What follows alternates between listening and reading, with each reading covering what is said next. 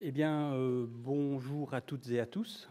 D'abord, je voudrais vous dire que je suis très heureux d'être là pour ce colloque en hommage à Laurent Vogel, avec qui j'ai travaillé pendant 18 ans et avec qui j'espère continuer à travailler comme vous tous, j'imagine. Nous avions nos bureaux l'un à côté de l'autre et je peux vous dire que ça a beaucoup discuté au cours de ces années. Notamment à propos des meilleures stratégies pour défendre la santé et la sécurité des travailleurs. Alors, donc aujourd'hui, on va parler donc à nouveau de législation européenne et de cette pandémie de Covid-19. Et je voudrais juste commencer par voilà le plan de ma présentation. Covid-19, santé au travail. Je vais parler un peu de la directive cadre. Rappeler le contenu de la directive agents biologiques, et puis vous parler d'un débat houleux qu'il y a eu au niveau européen sur la classification du SARS-CoV-2, donc le virus qui cause le Covid-19 dans la directive agents biologiques, les conséquences pour la santé des travailleurs, et puis je terminerai par quelques pistes d'amélioration de la législation européenne. Alors ça, c'est les chiffres que j'ai recueillis il y a quelques jours. Donc vous voyez, ça fait énormément de cas de Covid, énormément de décès. Donc 38 millions de cas, plus de 772 000 décès depuis le début de la pandémie. Et bien sûr, un certain nombre de ces cas et de ces décès sont dus au travail. Alors, c'est difficile évidemment de dire combien de ces cas sont dus au travail, mais on a quand même des études qui sont intéressantes et qui nous disent quelle est la proportion des contaminations qui est due au travail. Et on a notamment une étude importante de l'Institut Pasteur à Paris qui nous dit que 29% des cas d'infection se sont faits sur le lieu de travail. Alors ça vient en deuxième position après le cercle familial où on est un peu plus de 30%. Alors une autre donnée importante, c'est que évidemment les travailleurs qui sont contaminés sur leur lieu de travail, eh bien contribuent à la pandémie et continuent à disséminer le virus quand ils sont en dehors du travail, dans le cercle familial et autres. De nombreuses études montrent également que certaines professions sont plus à risque que d'autres, et c'est évidemment le secteur de la santé, celui des transports, les commerces, les vendeurs, les livreurs, tous ceux qui travaillent dans les entrepôts, et également la production alimentaire, où les travailleurs travaillent l'un à côté de l'autre, coude à coude, toute la journée. Et ça, c'est évidemment des conditions qui sont favorables à la dissémination du virus. Alors l'autre point à souligner qui est très important, c'est évidemment l'exacerbation des inégalités sociales de santé. On sait en fait que ce sont les plus précaires, ceux qui en fait ont payé le tribut le plus fort à la crise. Et il y a une publication de l'étude qui est renseignée, je ne vais pas m'étendre là-dessus, mais c'est très très clair ce point-là. Alors ici, j'ai pris juste une des nombreuses études qui montrent les risques relatifs de décès liés au Covid. Ça se passe en Angleterre. Il y a plus de 14 millions d'adultes qui ont été dont on a récolté les données, et on voit donc les professions que j'ai évoquées tout à l'heure, qui sont bien en tête et qui sont plus à risque de décès que d'autres, y compris lorsque l'on ajuste ces chiffres par les facteurs confondants. Ça reste des professions qui sont bien plus à risque que d'autres. Alors, la directive cadre de 89, je ne vais pas passer beaucoup de temps dessus, vous la connaissez toutes et tous. L'objectif, eh bien, c'est de garantir des conditions minimales de sécurité et de santé au travail pour tous les travailleurs en Europe, d'accord, mais évidemment d'autoriser les États membres à aller plus loin s'ils le souhaitent, au niveau national. Elle définit des obligations tant pour les employeurs que pour les travailleurs. Et parmi les obligations des employeurs, il y a évidemment quelque chose qui est très important, qui est l'évaluation des risques. Et puis d'autres principes qui sont très importants, comme combattre les risques à la source, adapter le travail à l'individu, remplacer les agents dangereux par des agents moins dangereux ou non dangereux, commencer par la protection collective avant de mettre en place des protections individuelles, d'informer et de consulter les travailleurs, de former les travailleurs, ça c'est extrêmement important. Donc ça c'est les principes généraux qu'on trouve dans ces directives. Et puis pour les travailleurs, eh bien, il y a l'obligation d'utiliser correctement les moyens de production, les équipements de protection, mais également d'informer, de collaborer avec l'employeur pour assurer la santé et la sécurité de tout le personnel. Alors, sous cette directive cadre, une série de directives particulières ont été adoptées au fil du temps. Aujourd'hui, elles sont au nombre de 23. Alors, je les mets ici juste pour information. Elles concernent des dangers spécifiques, comme par exemple le bruit ou les agents cancérogènes et mutagènes. Et puis aujourd'hui, on va parler un peu plus particulièrement de la directive agents biologiques. Il y a également des directives particulières qui sont spécifiques à certains travailleurs, par exemple les travailleuses enceintes ou allaitantes, ou encore à certains secteurs. Alors, la directive agents biologiques, eh bien, l'objectif, c'est à nouveau des exigences minimales pour la protection des travailleurs, et cette fois contre les risques d'exposition à des agents biologiques au travail.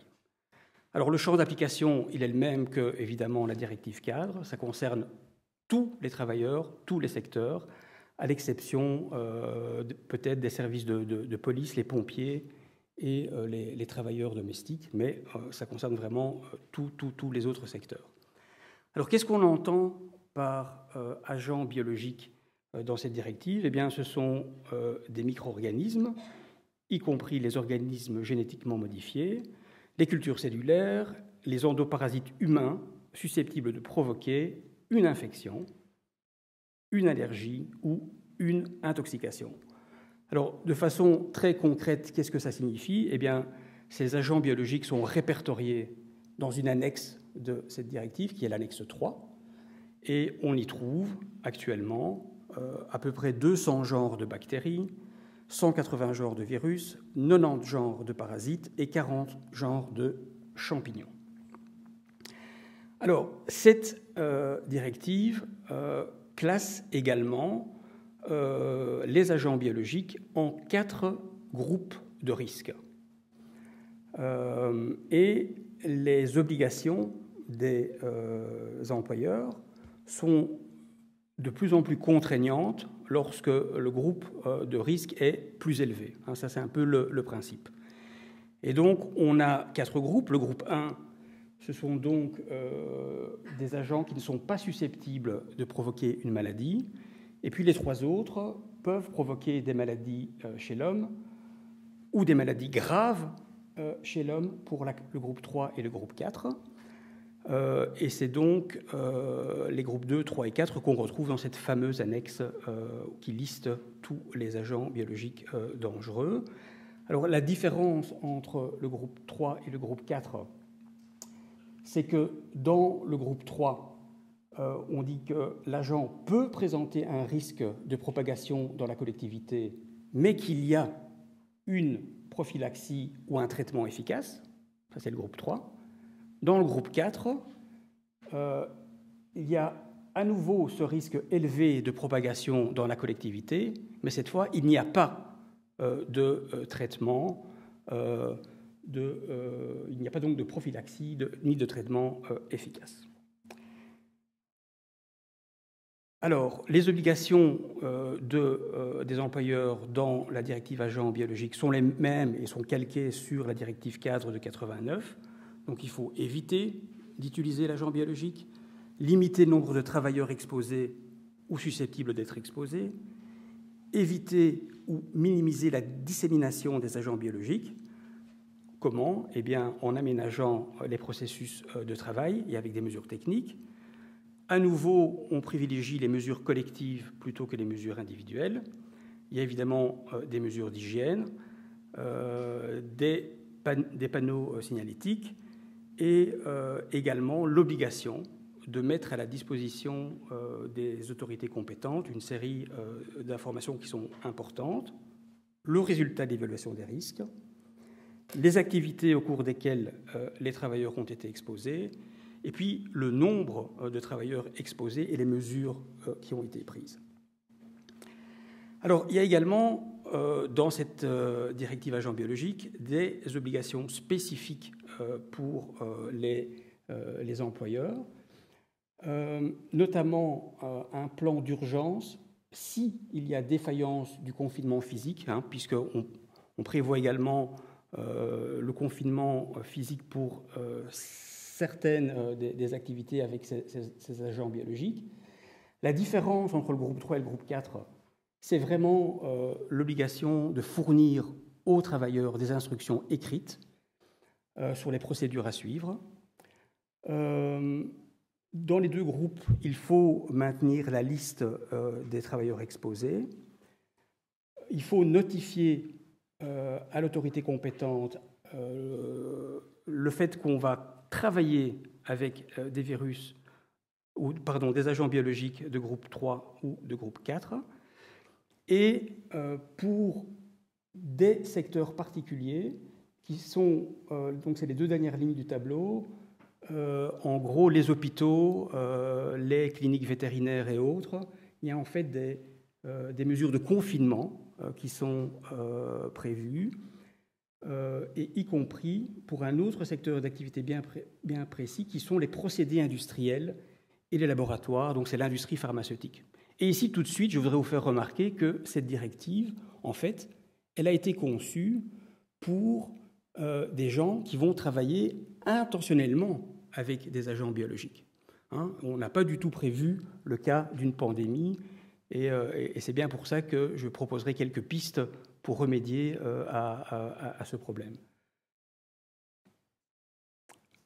Alors, le débat sur la classification du SRAS-CoV-2 dans la directive agents biologiques.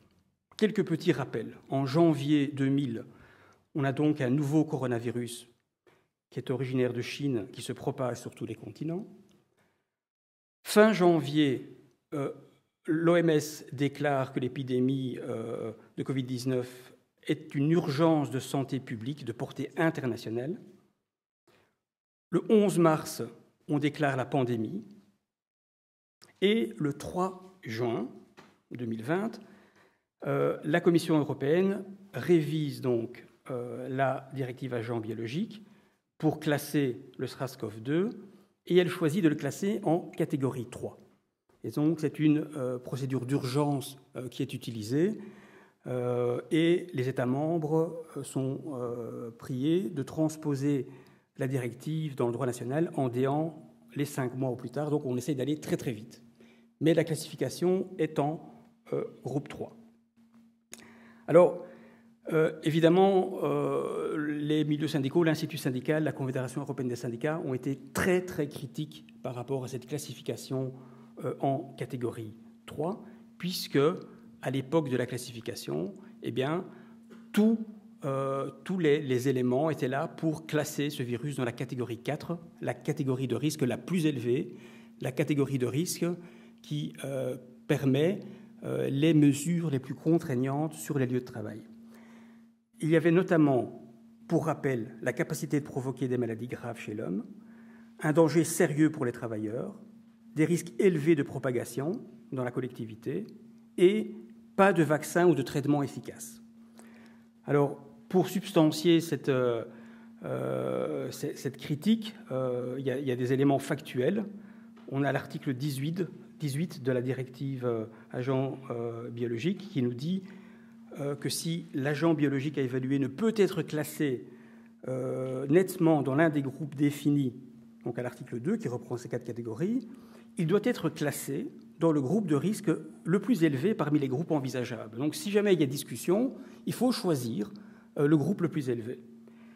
Dans l'annexe 3, on a également une note introductive qui dit très clairement « La liste d'agents biologiques classifiés reflète l'état des connaissances au moment de sa conception. » Et donc, en juin 2020, il n'y avait pas de traitement, il n'y avait pas de vaccin.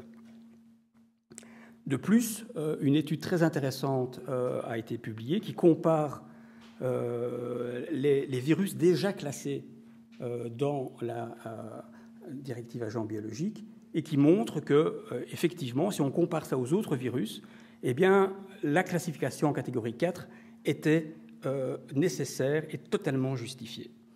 Alors, quelle est la conséquence de cette classification en catégorie 3 plutôt qu'en catégorie 4 ? Eh bien, il y a d'abord très clairement un choix de la Commission européenne d'avoir une double norme sanitaire, avec, rappelez-vous, pour la population générale, des mesures extrêmement contraignantes,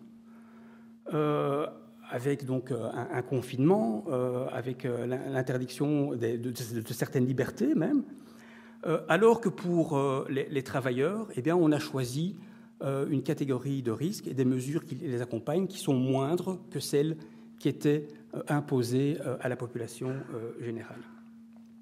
Et donc, on peut dire qu'il y a des millions de travailleurs européens qui ont été exposés au SARS-CoV-2 qui finalement ont été privés des mesures les plus strictes auxquelles ils pouvaient prétendre. Et notamment, la mesure qui aurait peut-être fait la différence, c'est l'obligation de remettre des instructions écrites aux travailleurs sur les procédures à suivre, parce que ça permet toute une série de choses. Ça permet de vérifier que les mesures sont appliquées, ça permet de les discuter, ça permet de les amender, ça permet de les améliorer. Alors, on peut dire certainement que ceux qui auraient le plus profité d'une classification en catégorie 4, eh bien, c'est certainement les travailleurs les plus précaires, les travailleurs de première ligne et autres. Et donc, on aurait pu peut-être diminuer un peu ces inégalités sociales de santé avec une classification en catégorie 4.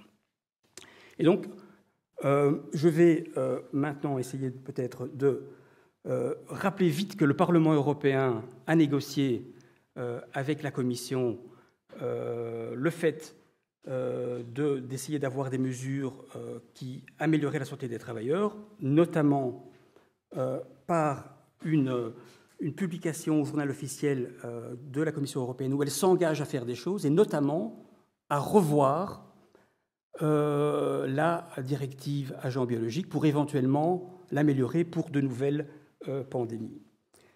Il y a eu également une action devant la Cour européenne de justice qui malheureusement n'a pas abouti, mais le dossier n'est pas clos et les syndicats se réservent le droit peut-être de réouvrir ce dossier.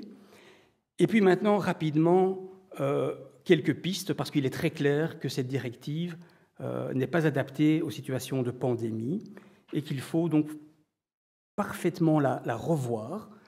Et évidemment, on ne va pas changer les principes de cette directive qui sont parfaitement cohérents et parfaitement logiques. Il faut juste revoir chacune des dispositions et avec les lunettes d'une pandémie. Alors, la première chose, c'est qu'il faut évidemment mettre le mot pandémie dans ce texte. Ça, c'est la première chose à faire. La classification en 4 groupes, il ne faut pas la changer. Il faut juste que les critères soient appliqués scrupuleusement et qu'il n'y ait plus de place, comme c'est le cas actuellement, à des critères informels.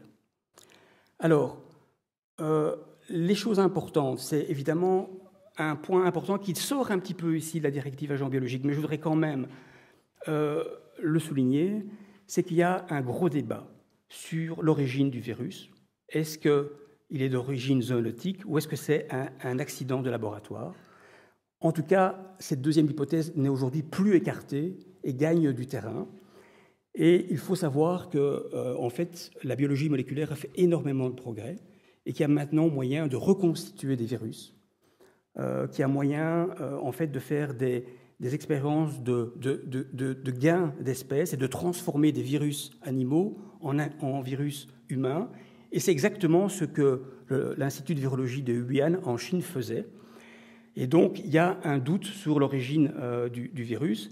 Et de plus en plus de chercheurs, de virologues dans le monde demandent un moratoire. Et donc ça, c'est vraiment en accord avec la directive cadre. Il faut essayer d'éliminer les risques à la source. Et certaines expériences qui sont faites dans les laboratoires de biologie moléculaire ne devraient plus pouvoir se faire. Alors, la chose la plus importante, c'est évidemment d'introduire un plan d'urgence en situation de pandémie. On ne peut plus faire comme si on n'avait pas l'expérience de cette pandémie de Covid-19.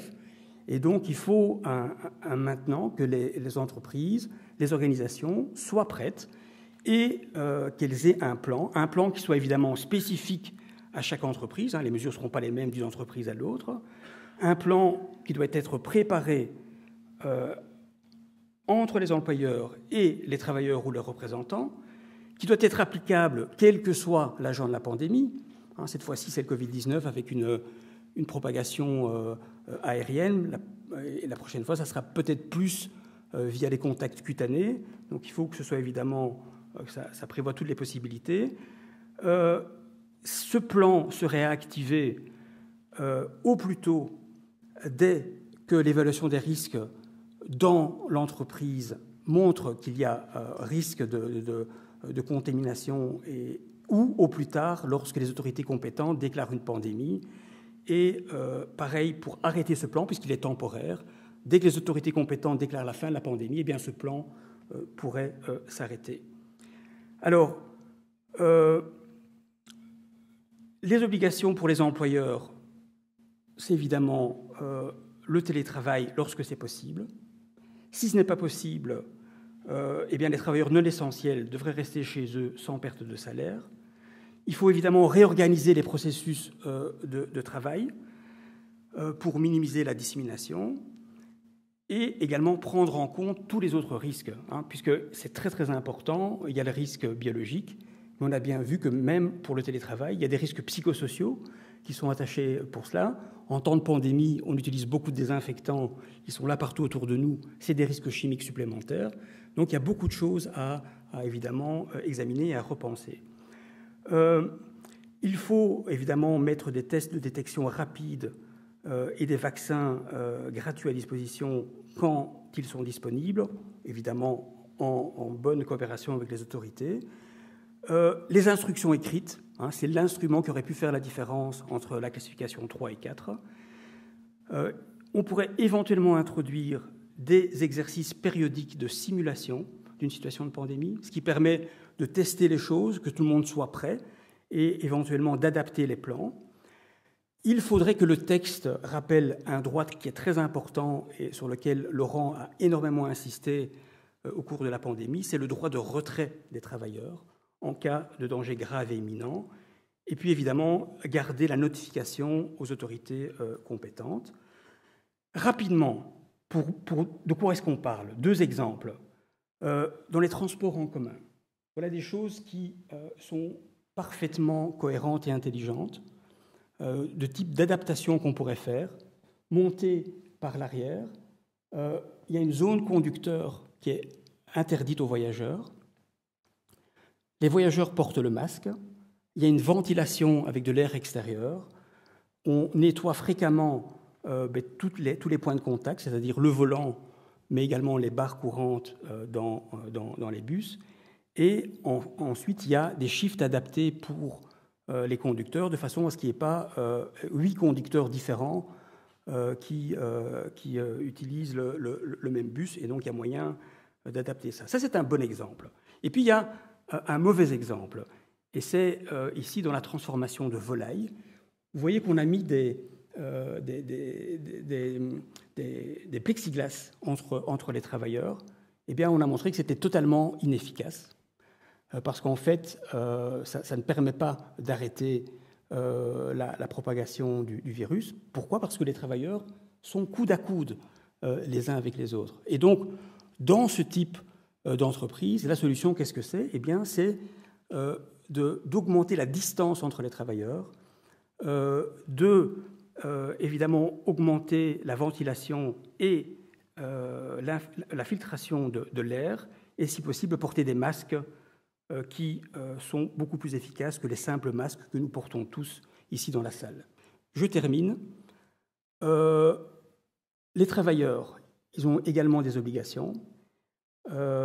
Évidemment, le respect des instructions écrites, mais également quelque chose de très très important, qui est l'interdiction de se rendre au travail en cas de symptômes. Et on a vu que le présentéisme posait énormément de problèmes et a contribué pas mal à la pandémie. Alors évidemment, des mesures également très importantes, les contrôles de l'inspection du travail dès que les travailleurs le demandent, et puis surtout également ensuite la reconnaissance et l'indemnisation des maladies professionnelles liées à l'agent causal de la pandémie. Malheureusement, on avance dans les différents pays pour le secteur de la santé, mais pour les autres secteurs, ça reste très difficile et ça reste un combat et une bataille. Voilà, sur ce, je vous remercie. Quelques références que j'ai citées dans la présentation. Et voilà, je serais très curieux d'écouter nos orateurs suivants. Merci.